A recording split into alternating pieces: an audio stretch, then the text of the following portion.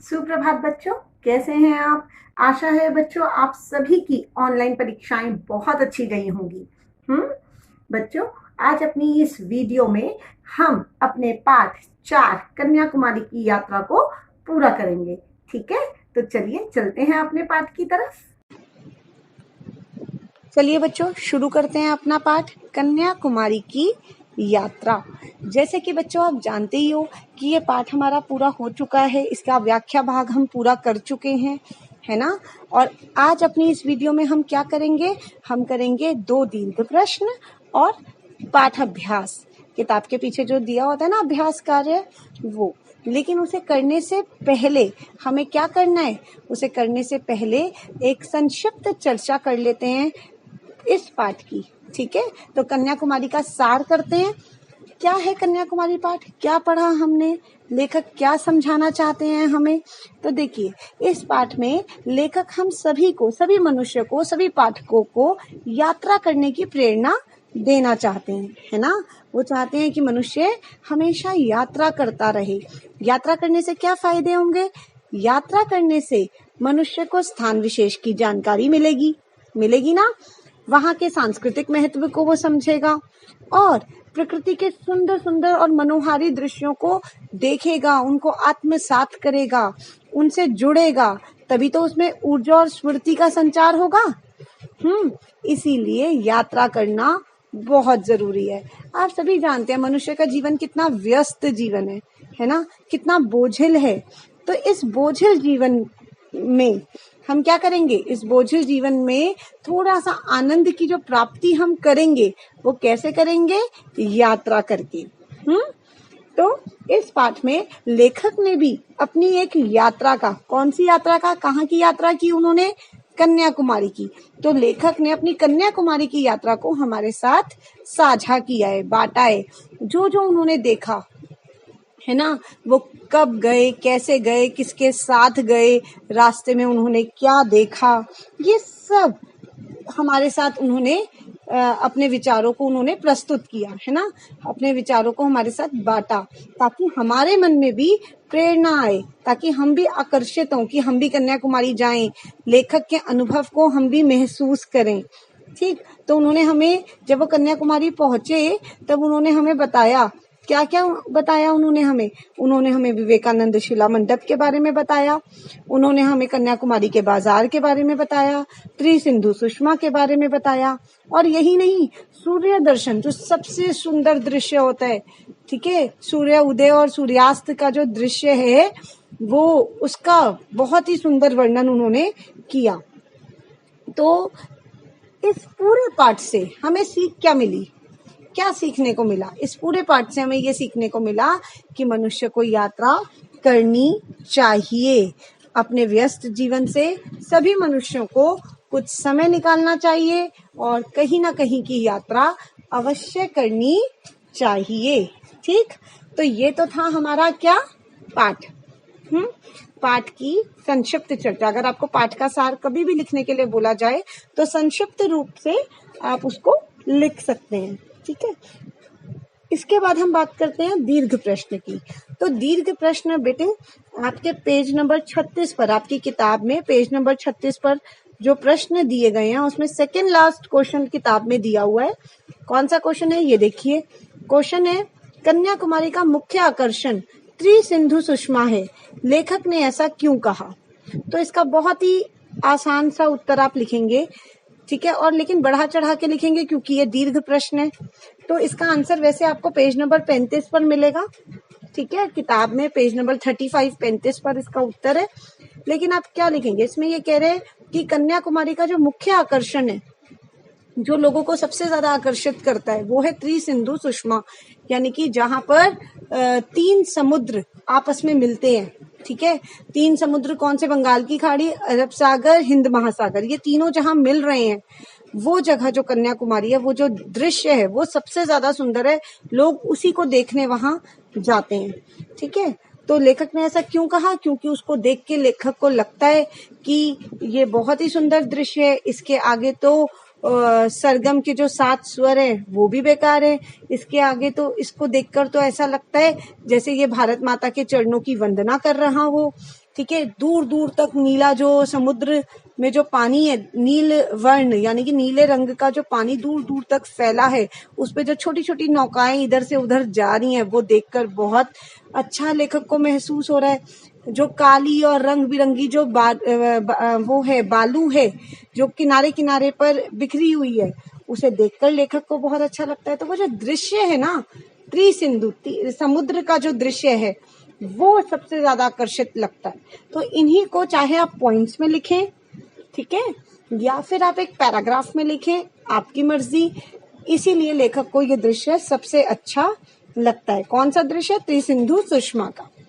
ठीक, उसके बाद दूसरा प्रश्न आपका है कि इस पाठ से, जो कन्याकुमारी की यात्रा पाठ है, इससे हमें क्या सीख मिलती है, क्या सीखने को मिलता है हमें? तो देखिए बेटा, इससे हमें ये सीख मिलती है कि हमें यात्रा करनी चाहिए। जैसे लेखक को आनंद की प्राप्ति हुई है ना, ऐसे हमें भी जीवन में आनंद की प्राप्ति होगी। और क्या क्या होगा यात्रा करने से? तो यात्रा करने के जो जो फायदे हैं वो आप इसमें लिख सकते हैं। हमें स्थान विशेष की जानकारी मिलेगी, सांस्कृतिक ज्ञान हमारा बढ़ेगा, है ना, जगह जगह पे कैसा उनका कल्चर है ना, संस्कृति कैसी है वहाँ की, वो हम जानेंगे, और मनोरंजन तो होगा ही। तो इन सब बिंदुओं को आप चाहे पॉइंट्स में लिखें और या फिर अनुच्छेद रूप में लिखें, आपकी मर्जी। तो आप इस तरीके से ये दूसरा प्रश्न पूरा करेंगे। तो हमारे 2 दीर्घ प्रश्न हैं जो हमें कॉपी में करने हैं। ये आपका गृह कार्य है। क्लियर? इसके बाद बच्चे, आपकी किताब में पेज नंबर 36 पे ये जो पाठ अभ्यास है, इसमें सही और गलत पर निशान लगाएं। क्वेश्चन नंबर 2, इस पर एक बारी चर्चा कर लेते हैं। वैसे मुझे पता है ये सारे उत्तर आपको आते ही हैं, लेकिन एक संक्षिप्त चर्चा कर लेते हैं। तिरुवनंतपुरम से कन्याकुमारी 90 किलोमीटर की दूरी पर स्थित है। सही या गलत? सही है ना। कहाँ, कितना है? 90 किलोमीटर की दूरी पर है। फिर है दूसरा, विवेकानंद शिला मंडप बंगाल की खाड़ी के अंदर एक बहुत ही बड़ी द्वीपाकार चट्टान पर बना हुआ है। तो ये भी सही है। सही है ना।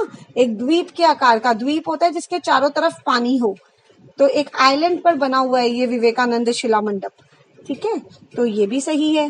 फिर स्वामी विवेकानंद सैर सपाटे के उद्देश्य से अमेरिका गए थे। क्या वो सैर सपाटा करने, मनोरंजन करने गए थे अमेरिका? नहीं गए थे ना। उसके बाद है बच्चे, कन्याकुमारी का भूभाग कुछ ऊंचाई पर होने के कारण आंधी तूफान एवं ज्वार भाटा में समुद्री लहरों के प्रकोप से हर तरह से सुरक्षित है। तो कन्याकुमारी क्योंकि ऊंचाई पर है इसीलिए वो सुरक्षित है। क्या ये बात सही है? तो हाँ, वहाँ आंधी तूफान भी आते हैं, वहाँ ज्वार भाटा भी आता है, लेकिन कन्याकुमारी सुरक्षित है क्योंकि वो थोड़ी ऊंचाई पर है। इसके बाद है, कन्याकुमारी के पश्चिम में बंगाल की खाड़ी और पूर्व में अरब सागर है। तो ये तो गलत है, ये उल्टा दिया हुआ है इन्होंने। ठीक है, तो ये गलत है। उसके बाद बहुविकल्पीय प्रश्न है बेटा, 4 ऑप्शंस आपको दी गई हैं। ठीक है, उनमें से एक सही है। पाठ में त्रिसिंधु की संगम स्थली किसे कहा गया है? 3 जो है, 3 सागर जहां मिल रहे हैं, जो त्रिसिंधु है, वो कौन सा है? तो वो है कन्याकुमारी अंतरीप को कहा है। ठीक है, अंतरीप होता है जो 3 तरफ पानी से ढका है, तो कन्याकुमारी अंतरीप है, उसके 3 तरफ पानी है और एक तरफ स्थल है, धरती है।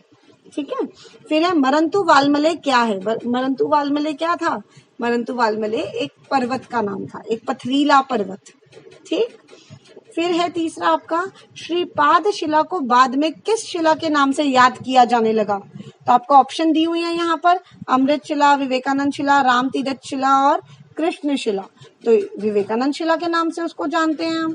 ठीक है, फिर है नेक्स्ट हमारा, विवेकानंद के मुख्य मंडप के अलावा 2 अन्य मंडप कौन कौन से हैं? तो 2 मंडप कौन कौन से हैं? एक है ध्यान मंडप और दूसरा श्रीपाद मंडप। जानते हैं आप लोग।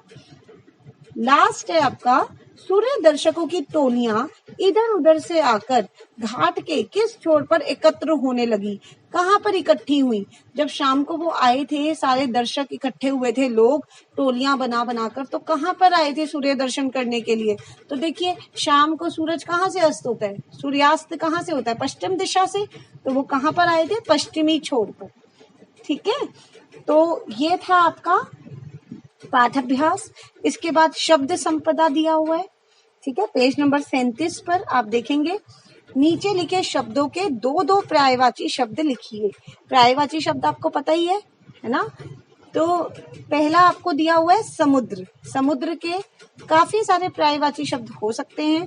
दो मैंने आपको लिख कर दिए आपकी सुविधा के लिए, एक सागर और जलधि। यात्री, पर्यटक, मुसाफिर। सौगात का है आपका उपहार और भेंट। ठीक है, नाव का नौका, तरनी। पत्थर का पाषाण, प्रस्तर। मित्र का है मीत और दोस्त। ठीक है, आप इनके अलावा भी अगर कोई लिखना चाहें तो आप अपनी किताब में लिख सकते हैं। फिर दूसरा प्रश्न आपका है, दिए गए अनेक शब्दों के लिए एक शब्द लिखिए। ठीक है, तो पहला आपका है देश देशांतर में घूमना फिरना। तो इसका वन वर्ड क्या होगा? एक शब्द में अगर हम कहें तो इसे कहते हैं देशाटन, यानी कि देशाटन करना, है ना? देश विदेश घूमना। उत्तराधिकार में मिलने वाली वस्तु को क्या कहते हैं? विरासत। कहते हैं ना, हमें विरासत में मिली है। दो या इससे अधिक नदियों, वस्तुओं आदि का मिलन, इसे क्या कहते हैं? जब दो या दो से अधिक नदियां, वस्तुएं जहां मिलती हैं तो उसे क्या कहते हैं? उसे कहते हैं संगम, कि संगम हो रहा है किसी का। ठीक है, भूमि का नुकीला भाग जो समुद्र में दूर तक चला गया हो, जमीन से कटकर समुद्र के बीच में कहीं दूर पे चला गया हो, उसे क्या कहते हैं? उसे कहते हैं द्वीप, यानी कि आइलैंड। क्लियर? फिर है दोपहर के बाद का समय। दोपहर के बाद के समय को क्या कहते हैं? अपराह्न। अस्ताचल की ओर जाने वाला, तो अस्ताचल की ओर जाने वाले को बोलते हैं अस्ताचलगामी। क्लियर? इसके बाद बच्चे आपका एक प्रश्न और है, और वो है निम्नलिखित शब्दों का संधि विच्छेद कीजिए। पेज नंबर 38 पे दिया है। उससे पहले किताब में संधि पूरी समझाई हुई है कि संधि क्या है। हम भी अपनी पिछली वीडियो में संधि कर चुके हैं। उसके जो स्वर संधि थे उसके 5 भेद कर चुके हैं, है ना? तो मुझे पूरी उम्मीद है ये आपको आता है, लेकिन फिर भी हम संधि विच्छेद एक बारी करके देखते हैं।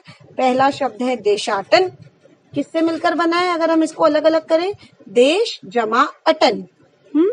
द्वीपाकार, द्वीप जमा आकार। परीक्षा, परि जमा इक्षा। पर्यावरण, परि जमा आवरण। सप्तर्षि, सप्त जमा ऋषि। पावन, पौ जमा अन। सदैव, सदा जमा एव। सर्वोत्तम, सर्व जमा उत्तम। तो ये था आपका पेज नंबर 38 पे जो संधि विच्छेद दिया है वो। आपकी किताब में अभी समास के भी कुछ उदाहरण दिए हुए हैं पेज नंबर 39 पर। ठीक है, 39 पेज नंबर पर, लेकिन वो हम अभी नहीं कर रहे हैं क्योंकि जब मैं आपको समास कराऊंगी तब आप करेंगे। ये जितना भी बैक एक्सरसाइज का मैंने बेटे काम बोला है ये कॉपी में नहीं करना। ठीक है, नहीं करना, ये आपको किताब में ही करना है, पेंसिल से करना है, किताब में पेन से नहीं लिखना। ठीक, कॉपी में आपको क्या करना है? आज का गृह कार्य क्या है? आज का गृह कार्य है 2 दीर्घ प्रश्न। इसके बाद ये पाठ हमारा पूरा हो जाएगा। अगर आपको कोई भी दिक्कत परेशानी आती है तो आप क्या करेंगे? हमेशा की तरह मुझसे कमेंट बॉक्स में जरूर पूछेंगे। ठीक है।